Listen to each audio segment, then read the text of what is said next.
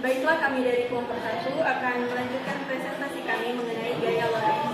Dan saat ini kami akan memulai presentasi kami pada subbab gaya Lorentz pada muatan bergerak dalam medan magnet.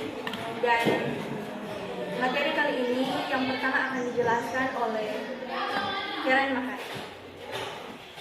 Baiklah, saat ini saya akan memaparkan tentang konsep gaya Lorentz pada muatan bergerak dalam medan magnet. Jadi yang perlu kita ketahui bahwa apabila suatu muatan mendapat pengaruh medan magnet, maka muatan tersebut akan memiliki gaya Lorentz yang dapat dirumuskan sebagai berikut, yaitu F sama dengan B kali I kali V kali sin theta. Dengan B sama dengan induksi magnet dengan satuan T atau Tesla. Q adalah muatan listrik dengan satuan C atau Coulomb. V adalah kecepatan muatan dengan satuan meter per second. Theta adalah sudut antara arah muatan atau V dengan medan magnet.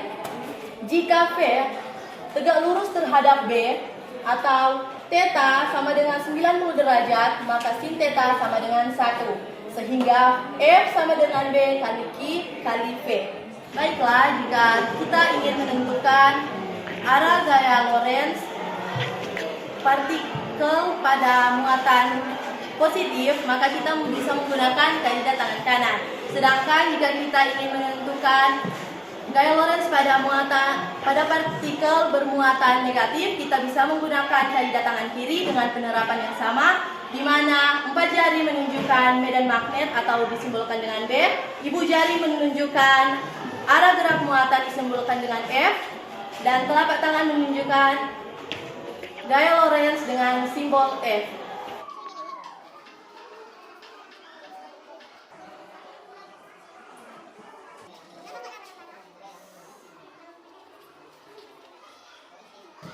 Jadi, jika gerak muatan membentuk suatu lintasan melingkar pada medan magnet, maka besar gaya Lorentz sama dengan besar gaya sentripetal. Kenapa seperti itu? Hubungan antara kedua gaya ini yaitu ketika sebuah partikel bergerak dengan kecepatan arah tegak lurus terhadap medan magnet, maka lintasan partikel akan bergerak lurus. Namun, dalam hal ini gaya magnet pada partikel yang bekerja sebagai gaya sentripetal akan membelokkan arah partikel setiap saat. Sehingga ketika dibelokkan setiap saat, lintasan tersebut akan membentuk sebuah lingkaran. Jadi guys, yang orang perlu ketahui yaitu faktor yang mempengaruhi gaya sentripetal, yaitu arah gaya sentripetal selalu menuju pusat dan tegak lurus dengan kecepatan benda, atau kalau di sini orang udah bahas mengenai partikel. Jadi orang boleh lihat ini gaya sentripetal sama dengan gaya Lorentz pada saat muatan tersebut bergerak melingkar. Dan gaya sentripetal akan tegak lurus terhadap lintasan dari muatan itu. Karena gaya Lorentz sama dengan gaya sentripetal, makanya orang boleh pakai rumus yaitu B kali Q kali V sama dengan M V kuadrat per R. Dengan R atau jari-jari orbit muatan dapat dihitung menggunakan rumus M kali V per B kali Q. M sama dengan massa muatan, V sama dengan kecepatan muatan, atau juga dapat diartikan sebagai lintasan dari sebuah partikel yang bermuatan, dan B induksi magnet, serta Q muatan listrik. Untuk lebih mendalami mengenai materi ini, kita akan masuk ke contoh soal.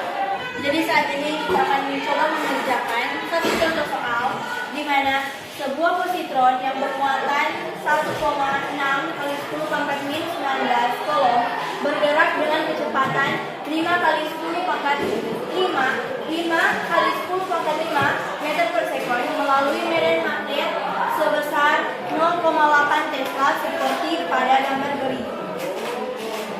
Saat ini kita diminta untuk menentukan besar dan arah gaya magnet saat positron berada dalam medan magnet atau berada antara medan magnet.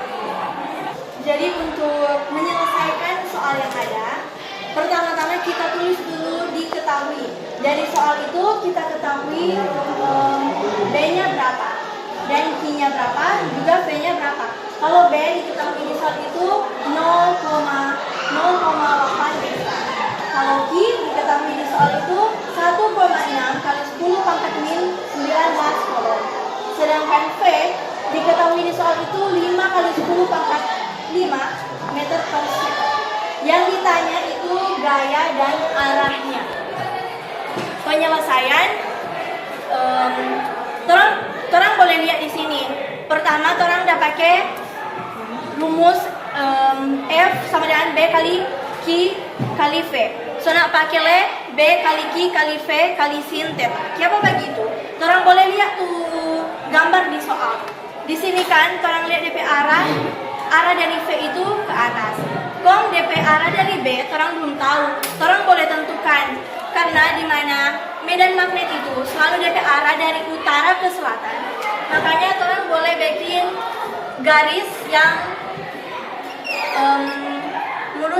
lurus seperti ini. Artinya dari utara ke selatan. Kalau torang mau lihat dari ini, dari gambar ini, torang sudah ketahui bahwa F itu tegak lurus terhadap B.